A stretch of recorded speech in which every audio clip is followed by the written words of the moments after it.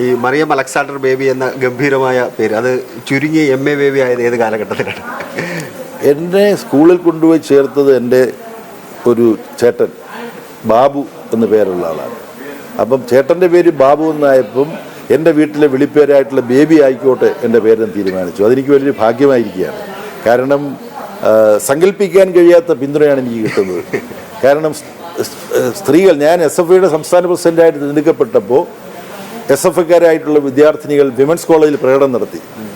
ഒരു പെൺകുട്ടി ഇതാ SFIയുടെ സംസ്ഥാന പ്രസിഡൻ്റായിരിക്കുന്നു. കാര്യം ബേബി എന്ന് കേട്ടപ്പോൾ അവർ വിചാരിച്ചു പെൺകുട്ടിയാണ്. അപ്പോൾ ഞാൻ മറച്ചു വെച്ചു. അന്ന് പിന്നെ ഈ ഫോട്ടോയും ടെലിവിഷനും ഒന്നുമില്ല, അതുകൊണ്ട് ഈ സംസ്ഥാന പ്രസിഡന്റിൻ്റെ മുഖമൊന്നും കാണില്ല. പിന്നെ ഞാൻ ഒരു വിദേശയാത്രയ്ക്ക് പോയപ്പോൾ ഒരു അംബാസിഡർ എനിക്ക് അവരുടെ MP ആയിരിക്കുന്ന സമയത്താണ്. അവിടെ ഡിന്നറൊക്കെ തന്നു. സ്ത്രീയാണ്, ഉത്തരേന്ത്യക്കാരിയ സ്ത്രീയാണ്. എന്നിട്ട് അവർ ഇപ്പം ഞങ്ങൾ തമ്മിലുള്ള സ്വതന്ത്രമായിട്ടെല്ലാം സംസാരിച്ചപ്പം അവർ പറഞ്ഞു, അപ്പം ഞാൻ ചോദിക്കുമ്പോൾ നിങ്ങൾ തെറ്റിദ്ധരിക്കില്ല എന്ന് വിചാരിക്കുന്നു, അങ്ങ് ഏത് മതത്തിൽപ്പെട്ട ആളാണ്, ഏത് ജാതിയിൽപ്പെട്ട ആളാണ് ചോദിച്ചു.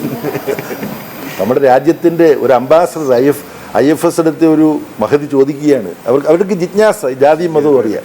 ചിലപ്പോൾ അക്കാഡമിക് സെൻസും ഉണ്ടാവാം. എന്തായാലും ഇങ്ങനെ ഒരു പശ്ചാത്തലമുണ്ട്.